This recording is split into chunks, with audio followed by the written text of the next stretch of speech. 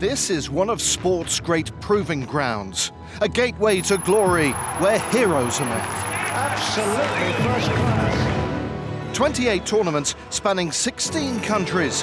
It's a 10-month campaign to determine the very brightest prospects in golf. And he is right into this. Brilliant. That could just have sealed his promotion. What a way to do it.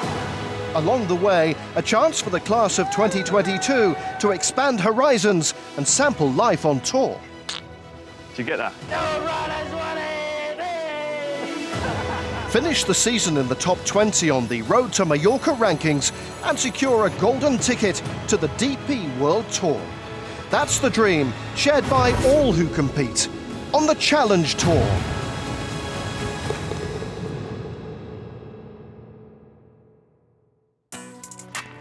What's in a name? That's the question we're asking today. Well, the Challenge Tour is so called, for it is just that, a challenge. 8 months of international travel and golf, grinding along the Road to Mallorca, a competition that culminates come season's end in, you guessed it, Mallorca. For now, though, the class of 2022 have arrived in France to compete for the Swiss Challenge. Yes, you heard that right. Golf Saint-Apollinaire is the venue, and by some logistical quirk, it's actually located a short distance beyond the Swiss border.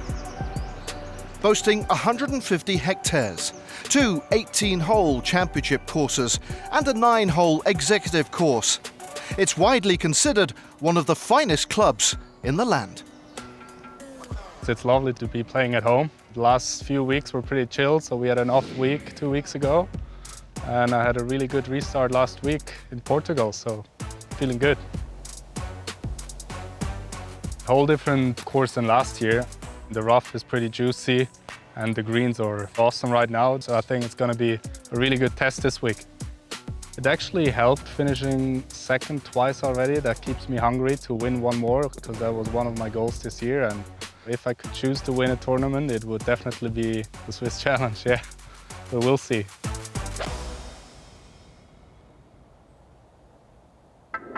Well, Jeremy seems to know what he's talking about. After all, the Swiss is currently ensconced in the top 10 of the Road to Mallorca rankings. Should he maintain that position, or at the very least not slip out of the top 20, then his promotion to the DP World Tour will soon be secured. The same could be said for any of those names now on screen, though of course the lower you look, the more precarious their position. A target, as the saying goes, very much on their collective backs. 17 of our top 20 had travelled to Basel this week, looking to consolidate their graduation spots. The remaining 115 in our field were meanwhile determined to chart their own course to the summit of the sport. Inside the ropes for us as things got underway on Thursday morning was Kit Alexander. Martin Simonsen, 15th on the Road to Mallorca, so enjoying a good season.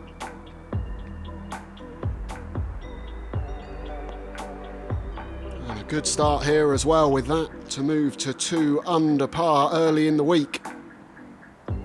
Sean Wong Ko, co-leader overnight, but in a bit of trouble here. Oh, that's superb though. 4 top 8s in his last 6 starts and continuing his fine form. Simonsen dropped a shot on 16. Should be able to save par from here though. Oh, even better. Pick up the birdie.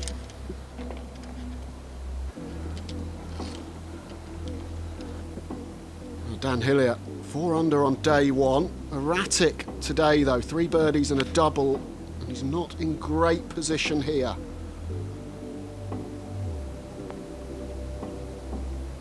Well, that's a decent recovery, and the slope's really helping out the young New Zealander. Getting better and better.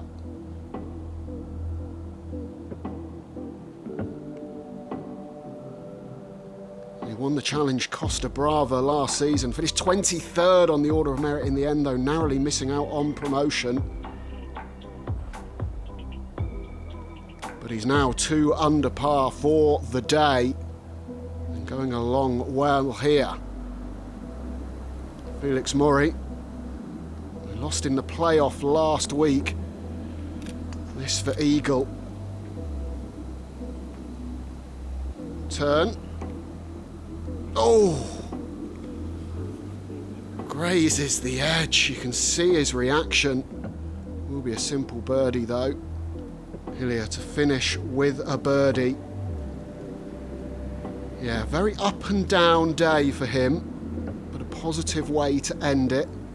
Simonsen should be a simple job here to move to 9 under par. And that ties Ko in the lead.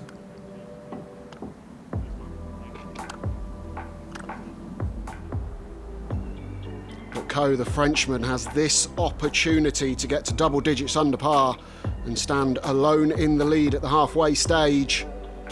And he takes it. A great way to finish. Seung-Won Ko is the halfway leader. A lovely way to wrap up indeed. And with that, Monsieur Ko sealed the 36-hole lead here at the Swiss Challenge. A shot clear of Denmark's Martin Simonsen, with Ben Stowe of England a further stroke back. Proceedings well poised at the halfway mark then, and a chance to explore all Golf Saint-Apollinaire has to offer, its cinema room included. Showing for one night, and one night only, the life and times of Emilio Quartero Blanco. All right, let's see what you guys have for me. Look at that. Nice, good-looking man. The only mission I had that day was to be in control of my emotions. I was thinking about winning, but I know it was tight because the cameras kept coming back and forth. The last 3 holes, it's like I didn't know, but my body knew that something was going on. Oh, that putt. It was a triple breaker, foot right, and I said, okay, just hit a good pace. That's all that matters. And I'm like, oh my God, when I hit it, I think that was a little too much. And then it was like 6 feet. I'm like, no, am I? And then it just hit the center of the pin, straight in. I'm like, that's a good break. Then is when I realized you want to win, you need those things.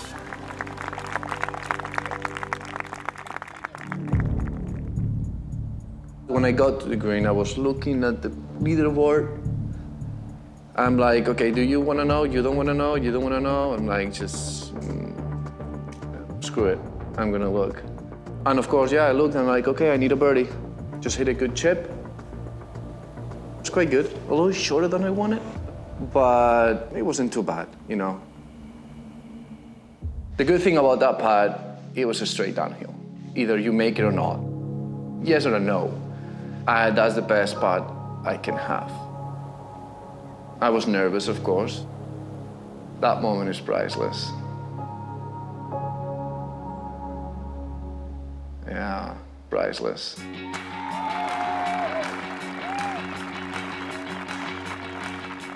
We made it, you know. We won. We did it. In the future, I don't think I could have a better person in the back. Your dad, you know, it's quite unique. If I wasn't still on the zone, I would probably cry.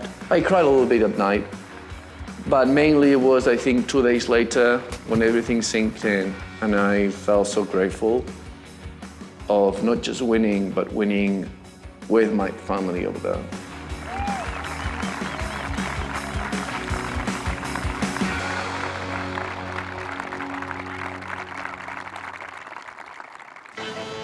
After the break, the trials and tribulations of a young Englishman.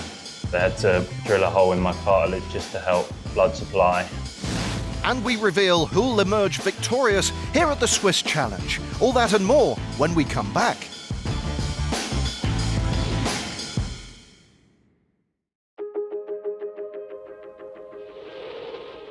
Welcome back to the Challenge Tour, where the Swiss Challenge is well underway at Golf Saint-Apollinaire. It's only the second time this particular event has been contended, though it's fair to say we're in a part of the world that always proves popular. We're actually on French soil. We're 10 to 15 minutes off Basel city, downtown, and we're 5 minutes off Basel airport. We have a total of 45 holes. We have two 18-hole courses. The Fruit Garden course we're actually playing the Challenge Tour on, and the second course, the Tree Garden course, also par 72, 18-hole facility, and then a 9-hole course. Well, the Fruit Garden is about to be the backdrop to a very fruitful week for at least one of our number, and it's certainly borne witness to some thrilling golf so far. Jong-Won Ko leads the way through 36 holes, the Frenchman looking to extend his one-stroke advantage on moving day. Kit Alexander calling the action. Joel Moscatel-Nashon, 5 under par for the tournament, needs a good week. Missed 7 of 8 cuts on the Challenge Tour this season. It's a gentle opener here, the par 5. Oh, and he's used the slope and the spin quite superbly. That should see him move to 6 under.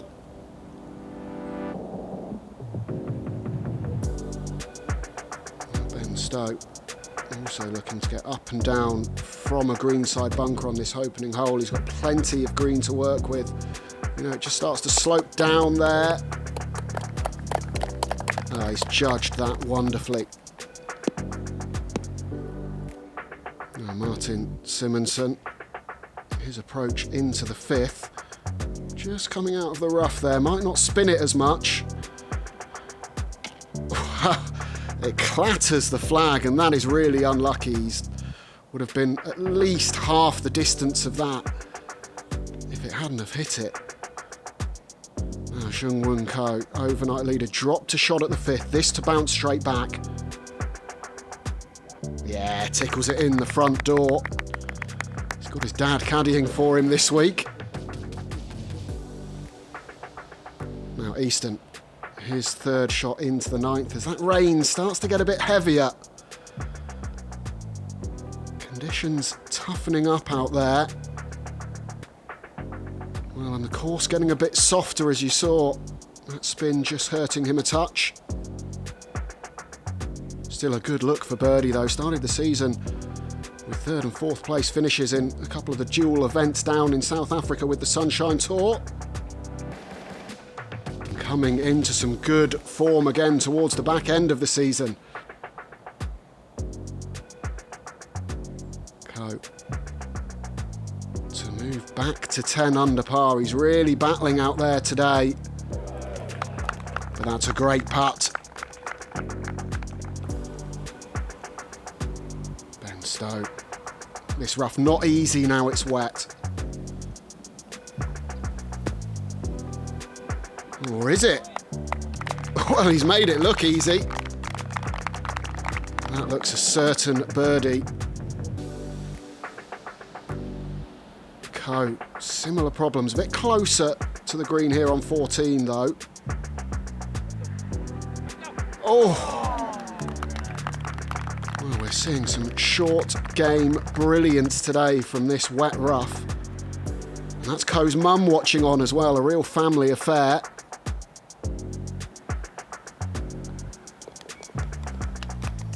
That birdie moves Ko back into the lead on -10. In the end, moving day proved a bit of a misnomer. The top 3 all round in level par, so it's a case of as you were. Ko remains on 10 under par, Simonsen 9 under, and Stowe at 8 under. Dusk draws in on Saturday evening then, and with it, a chance for our field to take stock. Not just of proceedings this week, but on a long season that has, for some, taken quite a toll.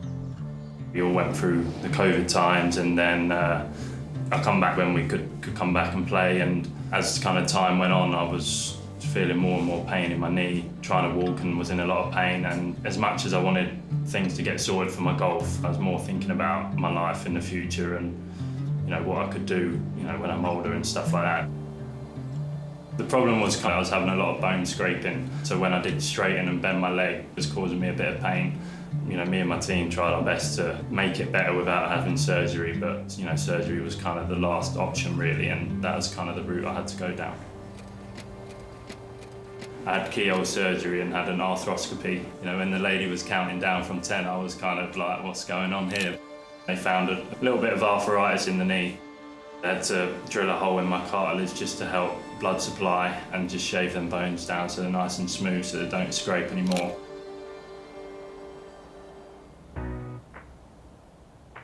I come back to practicing in end of January and I knew I had South Africa was starting at the beginning of March. You know, I really wanted to get out there as soon as I could, but you know, I wasn't fit enough to play the first 4 weeks. Me and my team put a 6-week plan together, you know, that was going to make me feel confident going out there to know that I could compete. And you know, it was great to finish 4th in my first event out there. I think the hardest thing was obviously everyone sending you messages, how's the knee, how's things going, and you're obviously trying to deal with it mentally yourself, trying not to think about it too much and trying to be as positive as you can. It was a hard one to deal with and time felt like it went really slow, but to play golf now, I really appreciate kind of everyone in my team and the surgeon, you know, what a great job they did.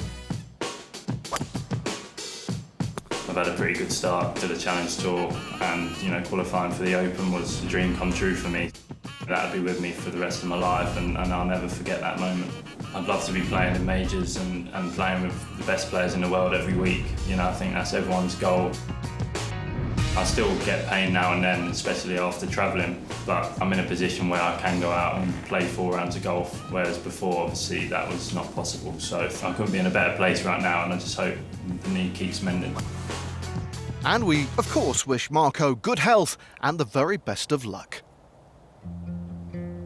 Back down to business the following morning, and the Swiss Challenge still very much up for grabs. Jong-Won Ko was centre stage, remember, but his lead was slender. Martin Simonsen and Ben Stowe were waiting in the wings, as we cross again to Kit Alexander watching greenside at the first. Pretty tight at the top going into this final round. Ben Stowe, one of those men lurking. And a fine shot there to set up that for birdie on the opening hole. Ko, the overnight leader, looking for a good start here as he goes in search of a maiden Challenge Tour victory. And that's very nicely played.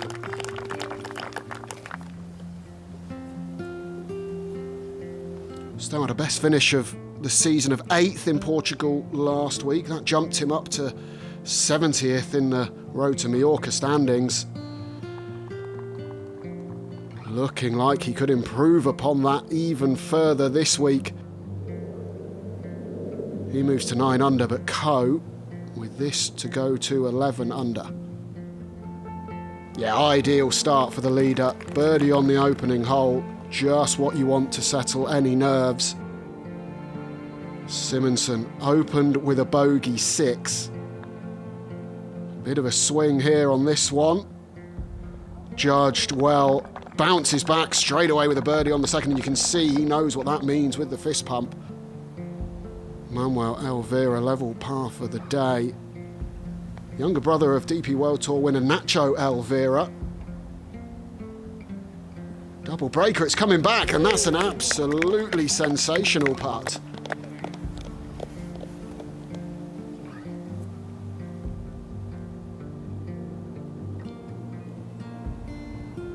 Stephen Tiley playing alongside Elvira. Yeah, he's in some sneaky good form at the moment, and that's another birdie. Ko's lead has been cut to just 1, and that's because Daniel Hilliard, 3 groups ahead, has turned in just 31 strokes.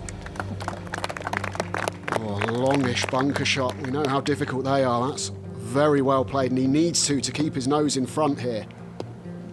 Great to see the youngsters out watching.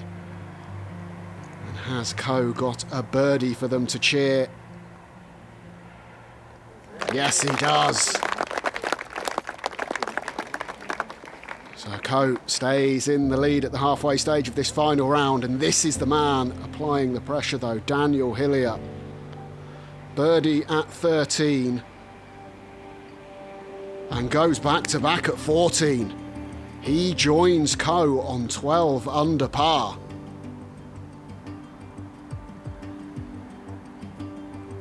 As a player tipped for a very big future, Daniel Hilliard has already played in a couple of majors, the 2019 US Open, the 2021 Open.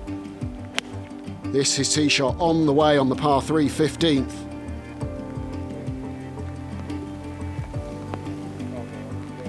Oh, it's a dart. Oh, go in, go in. What a shot. Spins it all the way back to the edge of the hole. A definite birdie. Langdon.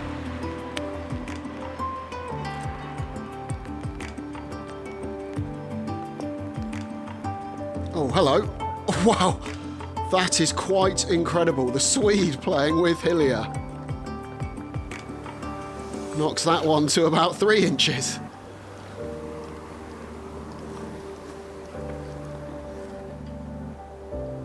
Hilliard on 18. Coming out of the rough though. Oh, he's gone hard at that one. Oh, brilliant. To get the distance control from that lie, really, really special. So Hilliard with this to set the clubhouse target at 14 under par. Absolutely brilliant. That is a sensational round of 64 for the Kiwi. Well, whatever happens now, that is one of the best rounds of the season. Well, as it transpired, 9 straight pars on the way home left the Frenchman Coe in second spot. Oscar Langdon made it into third place, but it was a Kiwi who came out on top. I was running on fumes. It's been such a long week, but to have that adrenaline pumping and to be able to hole a few good putts near the end, it was just an amazing feeling. I'm hoping that this can almost solidify that top 20 spot for next year and can play with a bit more freedom over these next few weeks. But yeah, to be able to pull it off at the stage of the season and give myself a good chance of getting my card, it's pretty special. Well, a glance at the updated Road to Mallorca ranking shows Daniel Hilliard was this week's big winner in more ways than one. The New Zealander up from 26th to 13th and on track for graduation. Jongwon Ko's disappointment will be tempered by the fact he's now forced his way into the top 20 as well, up 17 places to 17th. At the business end, it's very much as you were. Literally not a single change to report from 10 to 1. Though it should be noted, our leader Alex Canappa finished 8th in Switzerland and in so doing extended his advantage over second place Freddie Schott. And so concludes the Swiss Challenge. Next week, the class of 2022 regroup 400 miles south for the Op Open de Provence, aware that every passing week bears more weight now. For them, just 3 tournaments remain to force their way into the top 45 and earn a priceless invite to the Challenge Tour's season-ending Grand Final in Mallorca.